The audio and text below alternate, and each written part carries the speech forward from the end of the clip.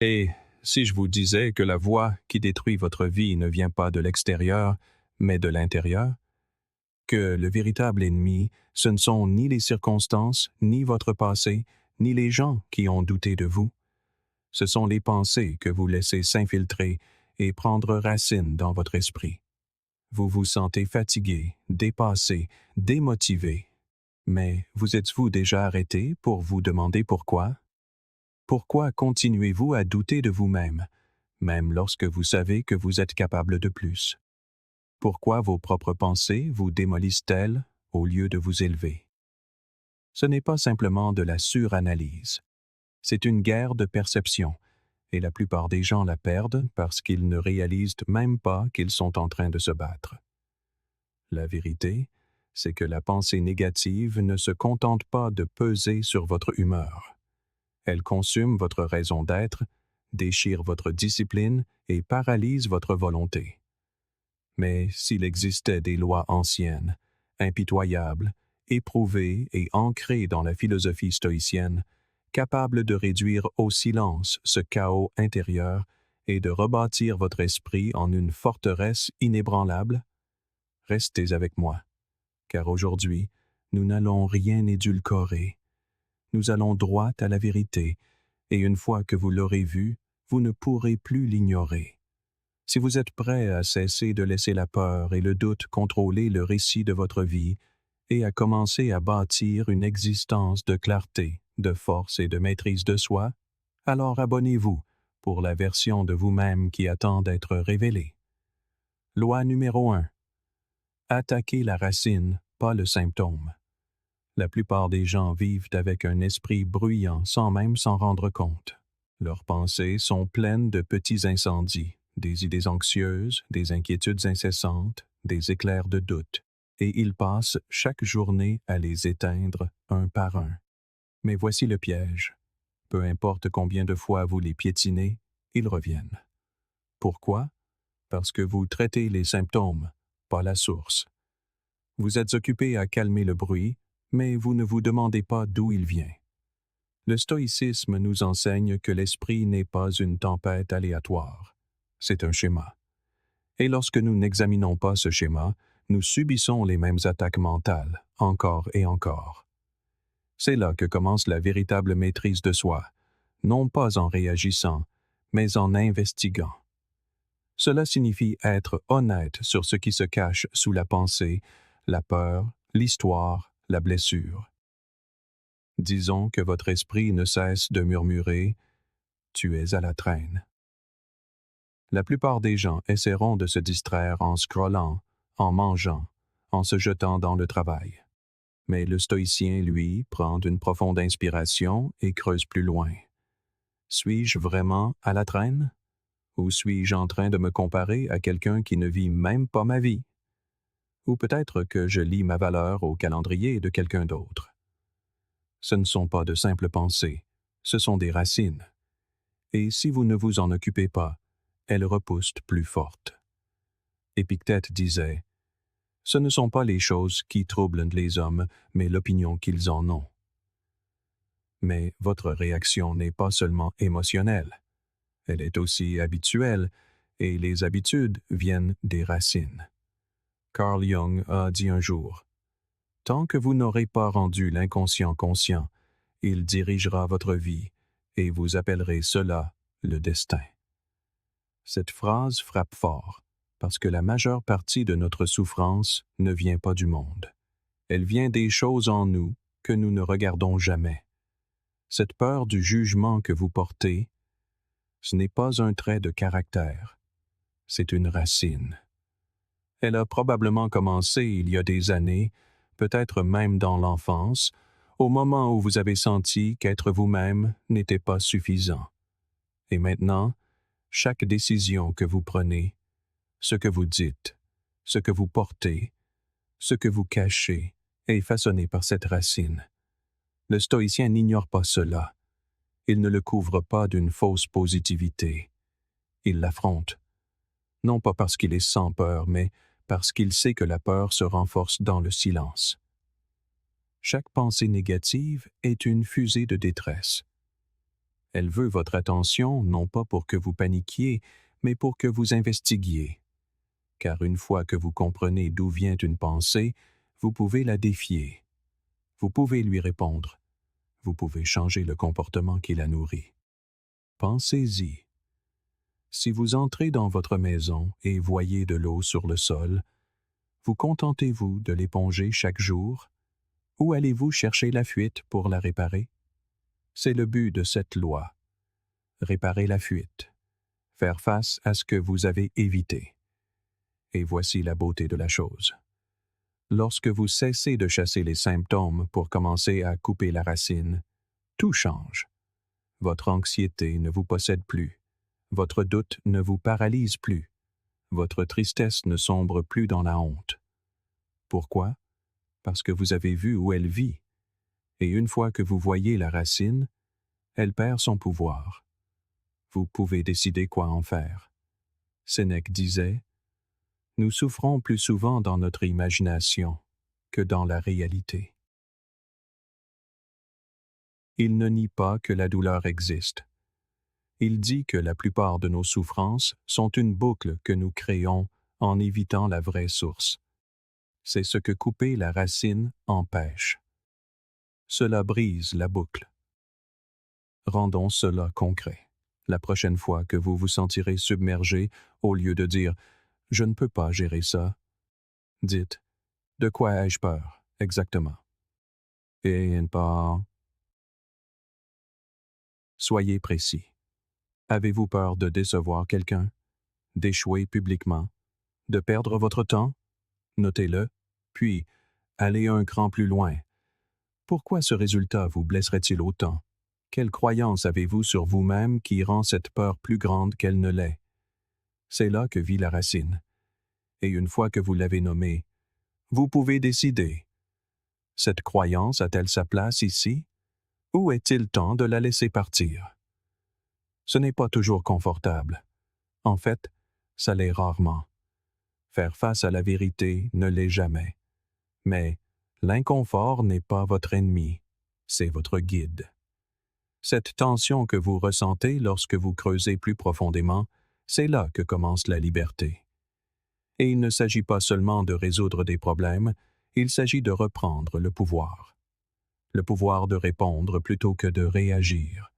Le pouvoir de choisir la clarté plutôt que la confusion. Le pouvoir d'agir, même lorsque votre esprit veut fuir. Vous n'avez pas besoin de plus de distractions. Vous n'avez pas besoin de plus d'affiches, de motivation. Vous avez besoin de précision. Vous devez regarder votre peur en face et dire « Je te vois. Je sais d'où tu viens, mais ce n'est plus toi qui conduis. » C'est ça, le stoïcisme. C'est ça, le leadership de soi. Et une fois que vous commencez à vivre ainsi, en coupant de la racine au lieu de tailler les feuilles, vous cessez d'être à la merci de vos pensées. Vous devenez celui qui est aux commandes. Loi numéro 2. Contrôlez le cadre ou soyez contrôlé par lui. Parfois, la vie vous envoie quelque chose qui vous arrête net. Peut-être un rejet, un plan qui s'effondre ou une personne de confiance qui s'en va. Instantanément, votre esprit se précipite pour expliquer ce qui vient de se passer. Mais voici le piège. La manière dont vous vous l'expliquez est essentielle, parce que votre cerveau n'enregistre pas seulement l'événement, il lui attribue un sens. Et ce sens devient votre réalité. Les stoïciens le savaient profondément. Ils comprenaient que la douleur, l'échec et l'inconfort sont inévitables, mais que la souffrance est optionnelle. C'est la différence entre ce qui vous arrive et ce que vous vous dites à propos de ce qui vous arrive. Disons que vous perdez votre emploi. Certaines personnes sombrent. Elles se disent « J'ai échoué. Je ne suis pas assez bon. Je ne m'en remettrai jamais. » Mais une autre personne, face à la même perte d'emploi, pourrait se dire « C'était peut-être le coup de pouce dont j'avais besoin. Maintenant, je peux enfin poursuivre quelque chose qui compte vraiment pour moi. » Même événement, cadre différent. et ce cadre change tout. Épictète a dit un jour, « Ce qui trouble les hommes, ce ne sont pas les choses, mais les jugements qu'ils portent sur ces choses. » Il n'édulcore rien. Il vous rappelle que l'histoire que vous attachez au moment présent a plus de pouvoir que le moment lui-même. Avez-vous déjà remarqué comment certaines personnes semblent imperturbables face au chaos? Ce n'est pas qu'elles ne ressentent rien, c'est qu'elles ont entraîné leur esprit à recadrer plus rapidement. Quand quelque chose ne va pas, elles ne tombent pas dans le désespoir. Elles font une pause, elles pivotent, elles posent de meilleures questions. C'est ce que le stoïcisme enseigne. Non pas prétendre que la vie ne fait pas mal, mais choisir une réponse qui vous renforce au lieu de vous briser. Alors, la prochaine fois que la vie vous frappe avec quelque chose d'inattendu, essayez ceci. Au lieu de dire « ce n'est pas juste », dites « que puis-je apprendre ici ?» Au lieu de « je ne peux pas gérer ça », demandez « quelle partie de moi est mise à l'épreuve en ce moment ?» Dès l'instant où vous posez une question plus forte, vous construisez un esprit plus fort.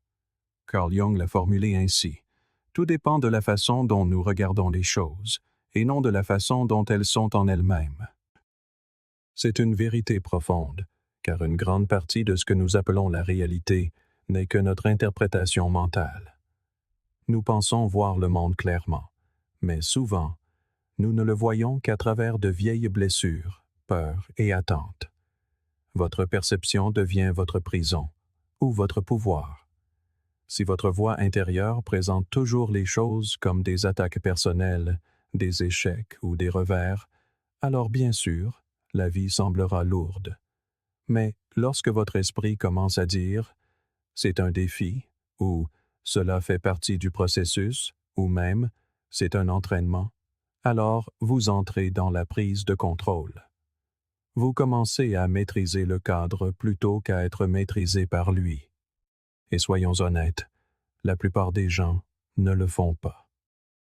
La plupart des gens tendent le stylo et laissent la peur, la honte ou de vieux programmes écrire le scénario. Quelque chose ne va pas, et soudain, toute leur identité s'effondre. Mais pas vous. Plus maintenant. Vous êtes ici parce que vous aspirez à la souveraineté.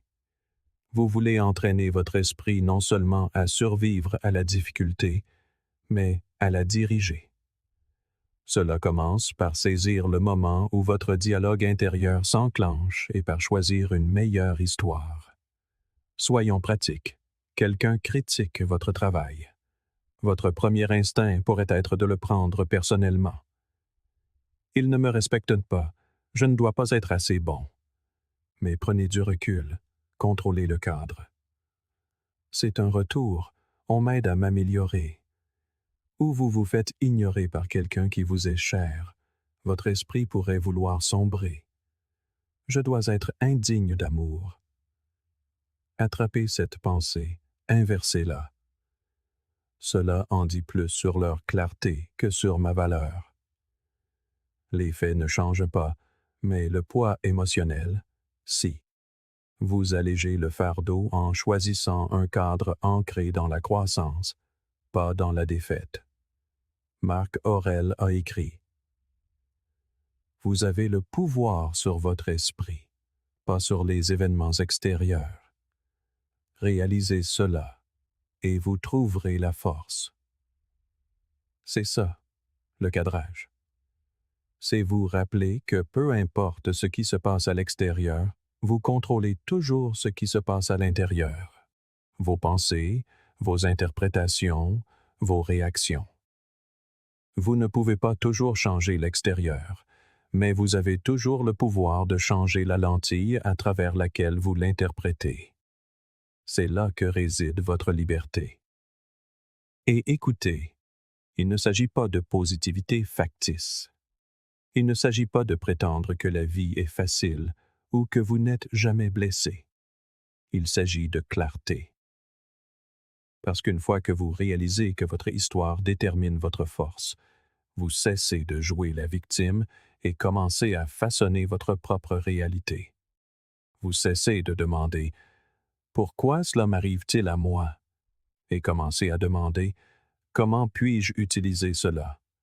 Et ce simple changement, il peut transformer toute votre direction. Pensez à la dernière fois que quelque chose vous a terrassé. Pas seulement ce qui s'est passé, mais ce que vous vous êtes dit à ce sujet. Cette histoire a façonné ce que vous avez ressenti, comment vous avez agi, ce que vous avez fait ensuite. Alors, et si vous choisissiez une nouvelle histoire? Et si vous en faisiez votre pratique quotidienne? Vous vous réveillez, quelque chose vous ennuie, vous faites une pause et dites « Ceci est mon entraînement à la patience. » Quelqu'un vous rejette. Ceci m'apprend à me valider par moi-même. Vous échouez à quelque chose. Ceci est le carburant de mon perfectionnement. Plus vous le ferez, plus votre esprit deviendra un outil de force au lieu d'un piège à stress. Le monde va vous mettre à l'épreuve. Ce n'est pas une question. La question est, laisserez-vous chaque revers vous définir ou apprendrez-vous à définir le revers? Laisserez-vous la vie contrôler votre cadre ou prendrez-vous le cadre en main pour le plier vers le sens, la discipline et la résilience? Loi numéro 3. Construisez un esprit qui soit une forteresse, pas un hall de passage. La plupart des gens ne réalisent pas à quel point leur esprit est exposé. Ils se réveillent et consultent instantanément leur téléphone. Ils scrollent, réagissent, absorbent. Des opinions, des critiques, des mauvaises nouvelles, des rappels de ce qu'ils ne font pas. Sans même le remarquer, ils laissent chaque voix extérieure entrer directement dans leurs pensées et réorganiser les meubles. Et après quelques heures, ils se demandent pourquoi ils se sentent épuisés, anxieux, dispersés. Mais voici la vérité. Votre esprit n'est pas censé être un couloir aux portes ouvertes. Il est destiné à être une forteresse. Le stoïcisme nous enseigne que ce qui entre dans votre esprit détermine la manière dont vous vivez votre vie. Et si vous ne contrôlez pas les portes, quelqu'un d'autre le fera. Pensez-y. Si vous possédiez un château, laisseriez-vous n'importe qui entrer? Laisseriez-vous un étranger errer dans vos pièces, crier des insultes, briser vos fenêtres et partir? Bien sûr que non, mais c'est exactement ce que nous faisons avec nos pensées. Quelqu'un dit quelque chose de désinvolte, et nous le portons toute la journée. Un mauvais résultat, et nous sombrons dans les pires scénarios. Nous ne remettons pas en question la pensée, nous la croyons simplement. Nous lui offrons une place à table. C'est pourquoi l'idée d'un esprit forteresse est si importante, car le monde est rempli de bruit. Parfois subtil, parfois fort, mais tout ce bruit essaie de vous influencer. La publicité, les réseaux sociaux, les attentes des autres, votre propre critique intérieure, tous veulent entrer. Et si vos murs mentaux sont faibles, ils y parviendront. Mais lorsque votre esprit devient une forteresse, vous commencez à filtrer. Vous ne croyez pas chaque pensée négative simplement parce qu'elle apparaît. Vous n'acceptez pas chaque opinion simplement parce qu'elle est bruyante. Vous cessez d'être réactif. Vous devenez sélectif. Et c'est là que commence le pouvoir. Carl Jung a écrit un jour « Qui regarde à l'extérieur rêve. Qui regarde à l'intérieur s'éveille. » Cet éveil se produit au moment où vous réalisez que vous n'avez pas à accepter chaque pensée qui apparaît. Vous avez le droit de la questionner. Vous avez le droit de décider si elle vous sert. Vous avez le droit de répondre au lieu de réagir, mais cela n'arrive que lorsque vous construisez des murs, non pas pour bloquer la vie, mais pour protéger votre clarté, votre concentration, votre paix. Maintenant, parlons de discipline, car construire un esprit forteresse n'arrive pas par hasard. Cela demande de la répétition. Chaque fois que vous vous surprenez à sombrer dans le doute et que vous vous arrêtez, respirez et vous recentrez, c'est une brique. Chaque fois que vous attrapez une comparaison inutile avant qu'elle ne ruine votre journée, c'est une autre brique. Chaque fois que vous refusez de vous engager dans le drame ou de nourrir une peur qui n'est pas réelle, en voilà une de plus. Il ne s'agit pas d'être sans émotion. Il s'agit de construire une structure. Sénèque disait « Nul homme n'a le pouvoir d'avoir tout ce qu'il désire, mais il est en son pouvoir de ne pas désirer ce qu'il n'a pas. » C'est un état d'esprit de forteresse. Choisir la retenue plutôt que la réaction, choisir le contrôle intérieur plutôt que le chaos extérieur. Mais voici la partie que la plupart des gens manquent. Toutes les pensées ne sont pas les vôtres. Certaines sont des échos de l'enfance, certaines sont des projections d'autres personnes. Certaines ne sont que du bruit capté du monde, et si vous ne ralentissez pas pour les examiner, elles dirigeront votre vie. Vous penserez prendre des décisions, mais vous ne ferez que suivre des scénarios que vous n'avez jamais écrits. C'est pourquoi les stoïciens pratiquaient la tenue d'un journal, la réflexion, le silence, pour renforcer les murs intérieurs, pour savoir ce qui était vraiment à eux et ce qui ne l'était pas. Alors, comment commencer à construire cette forteresse? D'abord, surveillez la porte. Lorsqu'une pensée entre, ne l'acceptez pas simplement. Demandez « Est-ce utile? Est-ce vrai? Est-ce à moi? » Si c'est un mensonge, une distraction ou un fardeau, laissez-la partir. Claquez la porte. Ensuite, limitez les voix que vous autorisez à entrer. Tout le monde ne mérite pas d'accéder à votre monde intérieur. Choisissez vos influences comme vous choisiriez quelqu'un pour garder votre maison, avec soin, avec intention. Et surtout, créez des habitudes quotidiennes qui renforcent la force mentale. Méditation, lecture, réflexion, écriture, exposition au froid, silence. Ce ne sont pas des modes, ce sont des briques. Et plus vous les empilez, plus votre esprit devient inébranlable. Soyons honnêtes. La vie ne va pas devenir plus silencieuse. Le monde ne va pas soudainement devenir plus paisible, plus solidaire, plus adapté à votre sécurité émotionnelle. Au contraire, il deviendra plus bruyant, plus de pression, plus d'opinion, plus de distraction. La question n'est donc pas « serais-je mis à l'épreuve ?» mais « serais-je prêt ?» L'esprit forteresse ne signifie pas que rien ne vous atteint. Il signifie que lorsque quelque chose vous atteint, vous ne vous effondrez pas. Vous faites une pause, vous évaluez, vous répondez avec force, pas avec émotion.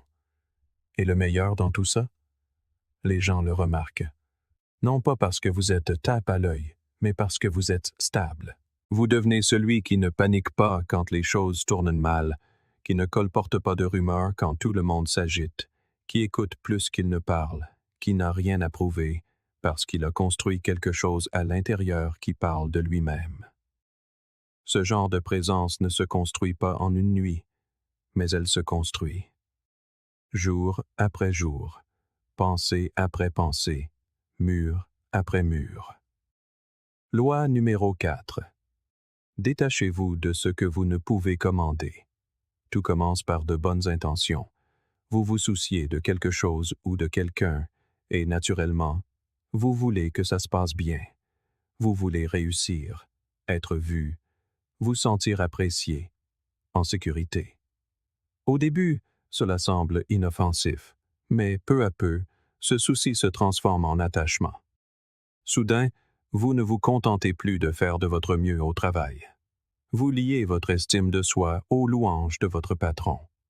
Vous ne profitez plus simplement d'une relation, vous en dépendez pour vous sentir complet. Vous n'utilisez plus seulement les réseaux sociaux. Vous laissez les chiffres décider si la journée a été bonne ou non. Et c'est là que les choses commencent à se briser. Non pas parce que se soucier est mal, mais parce que l'attachement brouille la frontière entre ce que vous pouvez commander et ce que vous n'avez jamais vraiment possédé. Le stoïcisme rend une chose douloureusement claire. La seule chose qui vous appartienne vraiment, c'est votre réponse. Vos pensées, vos décisions, vos actions. Tout le reste, les résultats, les opinions, les relations, les récompenses, est hors de votre contrôle. Épictète l'a dit simplement. Certaines choses dépendent de nous et d'autres non. Et ce sont les choses qui ne dépendent pas de nous qui nous causent généralement le plus de douleur. Non pas parce qu'elles nous blessent directement, mais parce que nous nous y accrochons avec la conviction qu'elles nous définissent. Ce genre de pensée mènera toujours à la souffrance. Imaginez que vous tenez une corde. À l'autre bout se trouve quelque chose ou quelqu'un qui vous est cher. Mais cette chose commence à couler. Elle tire et vous sentez la tension dans vos mains. Vous pourriez lâcher prise, mais vous ne le faites pas. Vous vous dites que vous devez tenir bon. Vous vous persuadez que lâcher prise signifie échouer, abandonner. Alors vous serrez plus fort, et ce faisant, vos bras commencent à brûler. Votre prise faiblit, et lentement, sans même vous en rendre compte, vous êtes vous-même entraîné vers le fond. C'est ce que fait l'attachement émotionnel. Il promet la connexion, mais livre la douleur. Il ressemble à de la force, mais devient une laisse. Carl Jung a dit, « Tout ce que vous ne changez pas, vous le choisissez. » Et lorsque vous continuez à vous accrocher à ce qui vous blesse clairement, c'est exactement ce que vous faites. Vous choisissez la douleur. Vous choisissez l'impuissance. Le stoïcisme enseigne le contraire. Non pas l'apathie, mais la clarté. Non pas la froideur, mais la maîtrise. Le détachement ne consiste pas à être insensible ou distant. Il s'agit de séparer votre paix intérieure de ce que vous ne pouvez prédire. C'est dire « Je serai présent. Je donnerai le meilleur de moi-même, mais je ne laisserai pas ma joie dépendre de ce qui est extérieur à moi. » Ceci n'est pas de la faiblesse, c'est de la maturité. Voici la clé. Le détachement ne signifie pas cesser de se soucier. Il signifie cesser d'être dans le besoin. Vous pouvez aimer quelqu'un profondément sans lier votre valeur au fait qu'il reste ou non. Vous pouvez vous investir corps et âme dans un projet sans laisser l'échec définir qui vous êtes. Vous pouvez poursuivre un objectif de toutes vos forces tout en acceptant le résultat avec grâce. C'est ce que faisaient les stoïciens. Marc Aurèle a dirigé un empire, affronté la peste, la trahison et la guerre, et pourtant il a écrit « C'est à vous de bâtir votre vie, action après action. » Il n'a pas attendu que la fortune lui soit favorable. Il a agi, détaché de la louange, détaché de la peur. Dans le monde moderne, le détachement semble presque un acte de rébellion. On nous dit de travailler plus dur, de nous impliquer davantage, de forcer le passage. On nous félicite pour tout ce que nous donnons, mais on nous demande rarement ce que cela nous coûte. C'est pourquoi tant de gens s'épuisent. Ils s'agrippent trop fermement à des choses qu'ils ne contrôlent pas. Les résultats? Les j'aime, la loyauté. Ils vivent sur le fil, essayant d'imposer une stabilité à des choses qui ne leur ont jamais appartenu. Et plus ils les poursuivent, plus elles leur échappent. Mais dès que vous commencez à pratiquer le détachement, quelque chose de surprenant se produit. Vous vous sentez à nouveau léger, ancré, présent. Vous cessez d'échafauder des scénarios hypothétiques pour revenir à ce qui est. Vous arrêtez de courir après les gens et commencez à attirer la paix. Une grande partie de notre anxiété est liée à des futurs que nous avons inventés, à des résultats qui ne se sont pas produits, à des personnes qui ne changeront peut-être jamais, et pourtant, nous nous y accrochons. Mais lorsque vous pratiquez le détachement, vous cessez de gaspiller votre énergie dans des choses qui ne répondent pas à vos efforts. Vous commencez à vous concentrer uniquement sur ce que vous pouvez réellement façonner, votre souffle, vos habitudes, votre attention, votre attitude. Alors, comment appliquer cela? Commencez petit. Lorsque quelque chose ne se passe pas comme vous le souhaitez, au lieu de sombrer, demandez-vous: était-ce sous mon contrôle? Si la réponse est non, lâchez prise. Lorsque quelqu'un vous déçoit, au lieu de vous emporter, rappelez-vous: ces actions lui appartiennent. Ma réaction m'appartient. Lorsque vous ressentez de l'anxiété pour l'avenir, revenez à la seule chose que vous pouvez réellement toucher, cet instant. Que puis-je faire maintenant qui soit en accord avec mes valeurs? C'est tout ce que vous avez à faire. Le détachement est une pratique quotidienne. Ce n'est pas une décision ponctuelle. Certains jours, vous lâcherez prise avec facilité. D'autres, vous aurez l'impression de vous arracher un morceau de vous-même. Mais plus vous pratiquerez, plus votre centre deviendra solide. Et, finalement, vous n'aurez plus besoin d'essayer de vous détacher. Vous cesserez simplement de vous attacher. Vous aimerez sans peur, donnerez sans attente, agirez sans besoin de reconnaissance. C'est alors que votre esprit devient libre, et le changement le plus puissant est peut-être celui-ci. Une fois que vous cessez de vous accrocher à ce que vous ne pouvez pas commander, vous commencez à commander ce que vous pouvez. Votre clarté s'aiguise, votre énergie revient, votre discipline s'approfondit. Vous arrêtez de chercher la paix et commencez à la générer de l'intérieur. C'est le cœur du stoïcisme. Non pas l'indifférence, mais l'indépendance. Non pas le retrait, mais la sagesse. C'est une liberté que personne, aucune perte, aucun échec ne pourra jamais vous enlever. Loi numéro 5. Transformez la douleur en pouvoir. Personne ne traverse la vie sans douleur. Ce n'est pas une menace. C'est la vérité. Vous serez déçu. Vous serez rejeté. Vous ferez des erreurs et vous serez blessé par des choses injustes.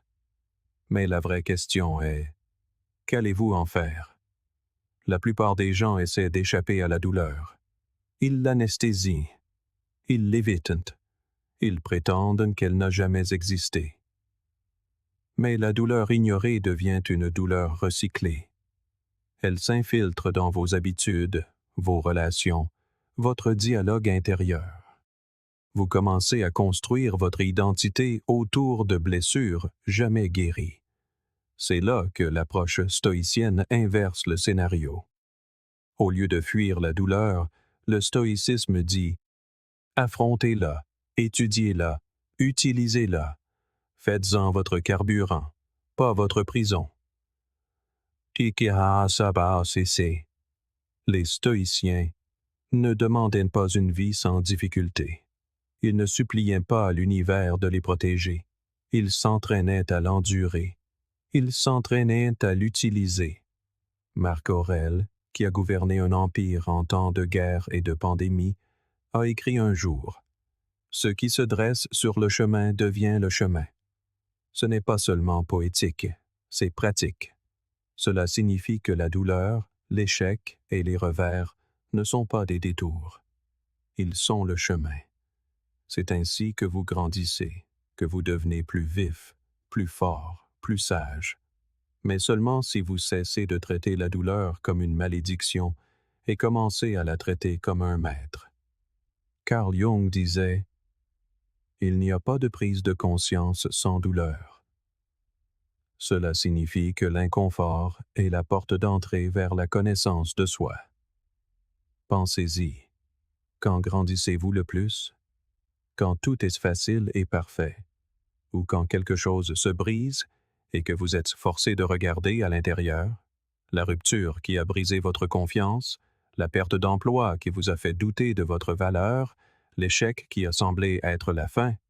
Ces moments font mal, oui, mais ils détiennent aussi un pouvoir.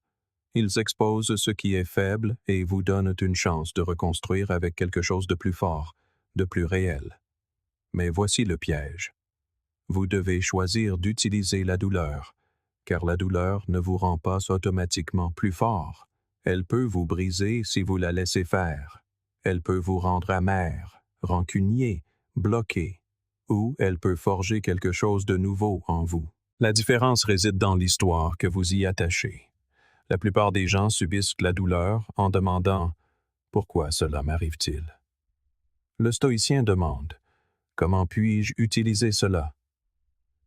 Ce simple changement de perspective change tout. Disons que vous subissez un échec cuisant. Vous perdez de l'argent. Vous êtes humilié. Vous décevez des gens. Vous pourriez sombrer dans la honte. Vous pourriez vous cacher. Vous pourriez laisser cet échec définir votre identité. Ou bien, vous pourriez l'analyser. Demandez. Qu'est-ce que cela a révélé sur moi? Ou n'étais-je pas préparé? Ou ai-je été trop confiant? Quel schéma dois-je changer? En faisant cela, l'échec devient une information. Il devient un levier. Il devient votre avantage. Sénèque disait « Les difficultés renforcent l'esprit, comme le travail renforce le corps. » Et il le pensait. La douleur, lorsqu'elle est accueillie correctement, devient le poids qui développe votre muscle mental. Le rejet est une autre forme de pouvoir si vous cessez de le prendre personnellement. Vous ne correspondez pas aux attentes de quelqu'un. Parfait. Vous avez maintenant l'espace pour construire les vôtres. Quelqu'un est parti? Bien. On vient de vous offrir la clarté, et la clarté est l'une des armes les plus sous-estimées sur le chemin du pouvoir personnel. Chaque « non » que vous entendez vous en apprend davantage sur votre « oui ». Chaque porte qui se ferme est un filtre qui affine votre direction. Mais pour utiliser la douleur de cette manière, vous avez besoin de discipline émotionnelle. La capacité de rester avec la douleur assez longtemps pour la comprendre, sans la laisser vous détruire. C'est là qu'intervient la pratique stoïcienne de la réflexion, le journal, le silence, l'immobilité. Quand quelque chose fait mal, ne réagissez pas seulement. Observez, écrivez, analysez. Qu'est-ce que cela a touché en vous? Quelle croyance a-t-il remise en question? Quelle force a-t-il révélé que vous ignoriez posséder? Il ne s'agit pas de supprimer la douleur. Il s'agit de la métaboliser, de la transformer en nourriture mentale. Imaginez maintenant ce qui se passe lorsque vous commencez à faire cela de manière constante. Lorsque votre réaction par défaut au revers n'est plus la panique ou l'apitoiement, mais l'analyse et l'action. Vous perdez, et au lieu de vous effondrer, vous vous penchez sur la question. On vous critique, et au lieu de le prendre comme une blessure, vous le prenez comme un retour. On vous met à terre, et au lieu de demander « Pourquoi moi ?», vous dites « Regardez-moi faire ». Voilà à quoi ressemble le pouvoir. Silencieux, résilient, implacable. Les stoïciens n'étaient pas parfaits. Ils ressentaient la douleur comme nous tous. Mais ce qui les rendait rares, c'est qu'ils refusaient de la gaspiller. Ils traitaient la vie comme une forge, et tout ce qui les blessait devenait une flamme. Chaque cicatrice, une leçon. Chaque bleu, la preuve qu'ils étaient encore debout. Cet état d'esprit n'est pas seulement une sagesse ancienne, c'est une arme que vous pouvez porter chaque jour. Quelle que soit la douleur que vous portez en ce moment, ne l'enterrez pas. Ne souhaitez pas qu'elle disparaisse. Étudiez-la, affûtez-la, utilisez-la. Demandez-vous, comment cela peut-il me rendre plus sage? Comment cela peut-il me rendre plus fort? Comment cela peut-il devenir mon avantage au lieu de mon excuse? Tiens, car voici la vérité finale. Vous ne devenez pas puissant en évitant les tempêtes. Vous devenez puissant en devenant la tempête. Vous devenez la force qui grandit dans la difficulté, qui apprend dans l'échec, qui s'aiguise dans l'obscurité. Vous n'attendez pas que les choses deviennent plus faciles. Vous devenez plus résistant. Vous n'attendez pas que le monde vous offre la paix. Vous la gagnez, brique par brique, à travers chaque épreuve que vous avez endurée. Loi numéro 6. Faites du silence votre super pouvoir. Parfois, la chose la plus puissante que vous puissiez faire est de ne rien dire. Non par peur, non par incertitude, mais parce que vous avez appris la différence entre l'expression et l'exposition. Nous vivons à une époque où tout le monde est censé avoir une opinion sur tout, la publier, la partager, la crier, la déverser. Mais voici la vérité que personne ne veut admettre. Plus vous exprimez votre faiblesse à voix haute, plus vous la renforcez. Ce moment où vous dites « je suis tellement anxieux » ou « j'ai l'impression de ne pas être à la hauteur » peut sembler un soulagement, mais souvent, vous ne faites que graver ces mots plus profondément dans votre identité.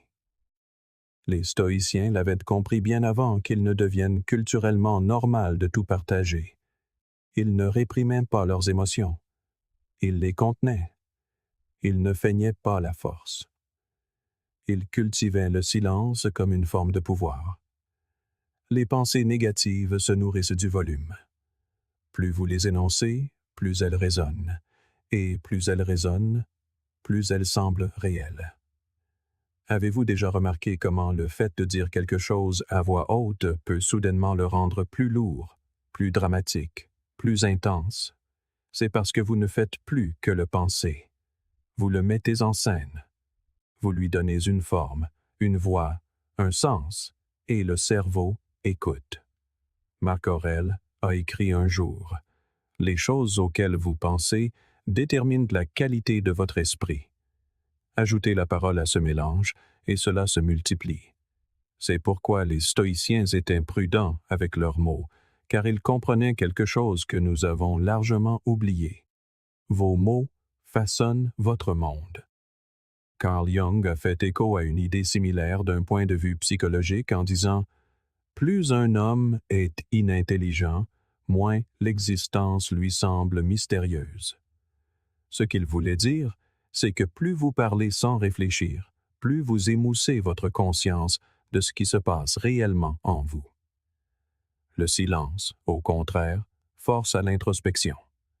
Il vous oblige à rester avec l'inconfort au lieu de l'externaliser par le bruit. Et c'est dans cet inconfort que la transformation a lieu.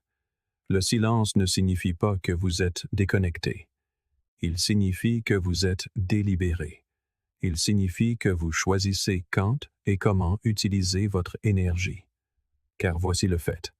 Chaque fois que vous vous expliquez, que vous justifiez vos émotions ou que vous vous plaignez de choses que vous ne pouvez pas contrôler, vous cédez votre pouvoir. Vous distribuez des morceaux de votre clarté à des gens qui ne comprennent peut-être même pas votre monde. Les stoïciens ne jouaient pas à ce jeu. Ils croyaient en l'immobilité plutôt qu'au bruit. Ils s'entraînaient à ne pas répondre à chaque provocation, à ne pas expliquer leur stratégie, à ne pas argumenter avec des personnes déterminées à ne pas les comprendre. Au lieu de cela, ils laissaient leurs actions parler pour eux.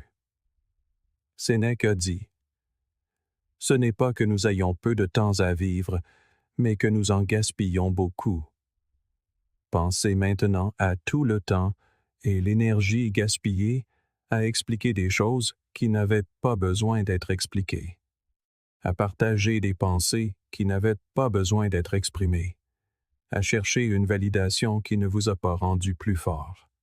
Le silence ne consiste pas à être mystérieux pour le plaisir. Il s'agit de protéger votre concentration. Il s'agit de ne pas livrer vos plans à ceux qui ne l'ont pas mérité. Et il s'agit de donner du poids à vos mots pour que lorsque vous parlez, cela compte. Allons encore plus loin. Le silence entraîne le contrôle émotionnel. Lorsque vous résistez à l'envie de vous plaindre, vous n'enfouissez pas vos émotions. Vous apprenez à les contenir, à les étudier, à les maîtriser. Vous apprenez à ne pas être impulsif. Et avec le temps, cela construit une discipline intérieure qu'aucune louange extérieure ne peut vous donner. Parce que maintenant, quand la vie vous bouscule, vous ne bronchez pas, vous n'avez rien à prouver. Vous devenez calme, stable, impénétrable. C'est une forme de pouvoir rare. Mais il y a un revers. Les gens interpréteront mal votre silence. Ils diront que vous êtes distant, froid, détaché. Laissez-les faire. Cela fait partie du jeu. Quand vous êtes silencieux, les gens projettent. Ils se demandent à quoi vous pensez. Ils essaient de deviner votre prochain mouvement, et cela vous donne un avantage stratégique. Non pas parce que vous essayez de manipuler qui que ce soit, mais parce que la clarté aime l'immobilité, et la confusion se défait souvent d'elle-même. Les stoïciens ne révèlent pas tout, et vous ne devriez pas non plus. Dans un monde bruyant, l'immobilité crée le contraste, et le contraste crée la présence. Vous avez probablement entendu le dicton « Ne parlez que si vous pouvez améliorer le silence ». Oh oui, qui. Ce n'est pas seulement une phrase poétique, c'est un principe stoïcien en action. Avant de parler, demandez-vous « Est-ce nécessaire? Est-ce utile? Est-ce que cela reflète la personne que je veux être? » Si la réponse est non, ne dites rien. Laissez votre silence être un filtre, car moins vous utilisez de mots, plus vous devenez intentionnel avec ceux que vous choisissez. Et lorsque vos mots sont rares, ils frappent plus fort, ils résonnent plus longtemps. Aristote a dit un jour, « Les sages parlent parce qu'ils ont quelque chose à dire, les fous parce qu'ils doivent dire quelque chose. » C'est une dure vérité dans le monde d'aujourd'hui, où l'expression constante est confondue avec la sagesse. Le stoïcien n'a pas besoin d'annoncer ses pensées pour prouver qu'il les a eues. Il n'a pas besoin de partager chaque détail pour se sentir réel. Il se meut avec présence, parle avec intention et garde son monde intérieur sacré. Alors, comment commencer à faire du silence votre force?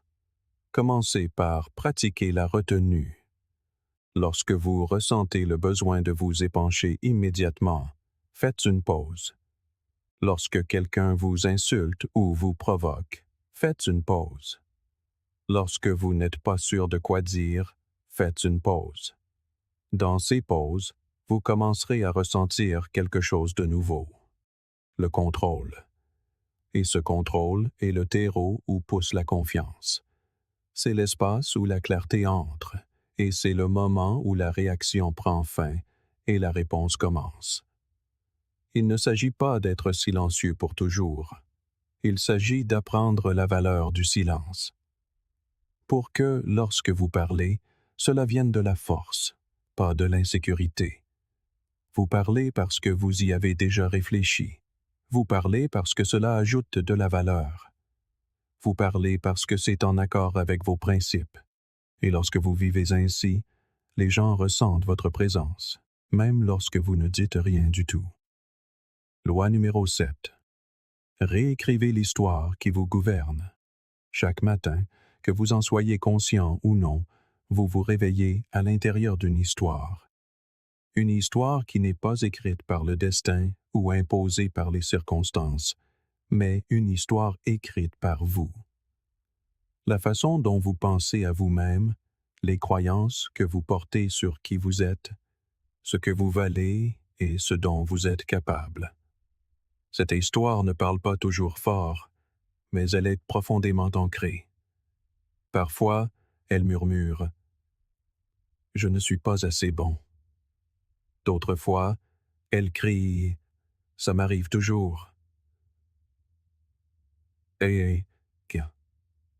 Et souvent, nous acceptons ces phrases comme des vérités.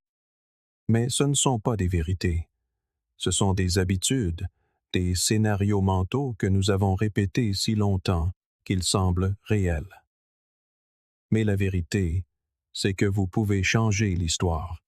Et quand vous le faites, tout change avec elle. Les stoïciens le comprenaient profondément. Ils savaient que l'esprit pouvait être votre plus grand allié ou votre pire ennemi selon ce que vous lui permettiez de répéter. Marc Aurèle a écrit « L'âme se teint de la couleur de ses pensées. » Pensez-y une seconde. Si vous nourrissez constamment votre esprit du langage de la limitation, de la peur ou du doute, votre identité prend lentement cette couleur. Vous commencez à vivre comme une personne qui ne peut pas changer, ne peut pas grandir, ne peut pas s'élever. Mais si vous changez le langage, si vous changez le récit, vous commencez à vivre comme quelqu'un qui le peut. Et c'est là que commence le pouvoir. Simplifions les choses. Votre cerveau croit ce qu'il entend le plus souvent, y compris ce qu'il entend de vous. Si vous continuez à dire des choses comme « je ne suis pas une personne confiante » ou « je rate toujours tout » ou « c'est juste ma nature », alors votre esprit construira des comportements qui correspondent à ses croyances. Il ne vous remet pas en question, il vous suit. Carl Jung a dit « Vous êtes ce que vous faites, non ce que vous dites que vous ferez. » Mais voici la subtilité. Ce que vous faites est façonné par ce que vous croyez. Donc, si vos croyances sont enracinées dans la faiblesse, même vos actions les plus fortes sembleront être une lutte contre vous-même. Maintenant, demandez-vous, d'où vient votre histoire actuelle? Qui a écrit le scénario selon lequel vous vivez? Était-ce un professeur qui vous a dit que vous n'étiez pas intelligent? Un parent qui ne croyait pas en vous? Un ami qui a trahi votre confiance? Ou peut-être était-ce l'échec, répété si souvent que vous avez commencé à penser qu'il vous définissait. Mais aucune de ces choses n'a plus le droit de tenir la plume, à moins que vous ne le permettiez. Vous n'êtes pas obligé de vivre selon une histoire écrite par la peur de quelqu'un d'autre, l'incompréhension de quelqu'un d'autre, ou même vos propres erreurs passées. Cette histoire peut être changée. Réécrire votre histoire ne signifie pas vous mentir. Cela signifie choisir un cadre qui vous renforce au lieu de vous affaiblir. Les stoïciens n'ont jamais dit d'ignorer la peur. Ils ne la laissaient simplement pas contrôler le récit. Au lieu de dire « j'ai peur, donc je vais l'éviter », ils disaient « la peur est un signal. Cela signifie que j'entreprends quelque chose d'important. »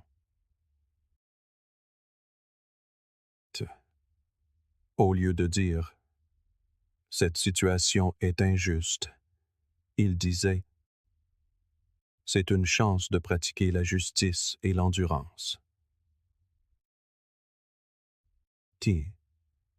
Ce changement de langage n'est pas seulement poétique, il est pratique. Il vous fait passer de victime à auteur, de passif à puissant. Et il ne s'agit pas de devenir une version trop optimiste de vous-même. Il s'agit de devenir précis, car la plupart de vos discours intérieurs négatifs ne sont pas seulement inutiles, ils sont inexacts. Vous n'êtes pas paresseux. Vous êtes submergé et manquez de clarté. Vous n'êtes pas faible. Vous manquez d'entraînement. Vous n'êtes pas un échec. Vous êtes en plein apprentissage. Platon disait « Le commencement est la partie la plus importante de l'œuvre. » Et le commencement de chaque transformation est l'histoire que vous choisissez de vous raconter quand personne ne regarde. Alors, comment la réécrire? Commencez par repérer les phrases par défaut que vous prononcez lorsque vous êtes stressé ou que vous doutez. Dites-vous « Je fais toujours ça » ou « Je savais que j'allais rater » ou « Bien sûr que ça m'est arrivé à moi ». Ce ne sont pas que des pensées, ce sont des scénarios. Et si vous les répétez assez souvent, ils façonnent vos actions, votre ton, votre posture, toute votre manière d'être. Commencez à les remplacer, non par une positivité factice, mais par une force ancrée. Au lieu de « je suis anxieux », dites « je suis alerte et je me prépare ». Au lieu de « je ne suis pas prêt », dites « je deviens le genre de personne qui gère cela ». Au lieu de « je rate toujours tout », dites « je suis encore en train d'apprendre et je m'améliore ». Sénèque a écrit « Nous devenons courageux en accomplissant des actes courageux ». Cela inclut l'acte de réécrire notre propre dialogue interne. Vous n'avez pas besoin de permission. Vous n'avez besoin de personne d'autre pour valider votre nouveau récit. Il suffit de le vivre. Et plus vous le répétez, plus vos actions s'alignent. Votre esprit est en écoute permanente. Offrez-lui des mots plus puissants, des mots auxquels il pourra croire. Mais sachez-le bien, réécrire votre histoire n'est pas l'affaire d'un instant. C'est un rituel quotidien. Chaque fois que quelque chose met au défi votre ancienne identité, vous sentirez la tentation de revenir à vos schémas habituels. Tu vois, tu n'as toujours pas ce qu'il faut. Dans ce moment précis, n'argumentez pas. Opposez-y un nouveau récit. C'est ce que je croyais avant. Ce n'est plus le cas. C'est ainsi que l'identité se transforme, non par la force, mais par la répétition, la patience et la persévérance. Et avec le temps, cette nouvelle histoire devient votre nouvelle norme. Vous commencez à agir comme une personne qui se fait confiance, qui parle avec intention, qui ne voit pas les revers comme des signaux d'échec, mais comme des occasions de s'affiner. Cette histoire n'a pas besoin d'être grandiose. Il faut simplement qu'elle soit la vôtre, ancrée dans la conscience, écrite avec force et portée par la discipline. Vous n'êtes pas ce qui vous est arrivé. Vous êtes ce que vous choisissez de devenir. Le scénario dans votre tête n'est pas gravé dans le marbre. Il est écrit à la craie, et en cet instant précis, vous tenez l'effaceur. Utilisez-le. Non pas parce que votre passé était une erreur, mais parce que votre avenir mérite un meilleur narrateur. Le monde tentera toujours de vous ébranler par le bruit, la peur et le doute. Mais le pouvoir de rester stable, de penser clairement, d'agir avec détermination, ce pouvoir a toujours été le vôtre. Vous n'avez pas besoin de tout contrôler à l'extérieur. Il vous suffit de maîtriser ce qui est à l'intérieur. Et lorsque vous y parvenez, rien ne peut troubler votre paix. Regardez l'une des vidéos suggérées sur votre écran pour continuer à aiguiser votre esprit. Et merci de faire partie du Stoic Journal, là où la force naît dans le silence.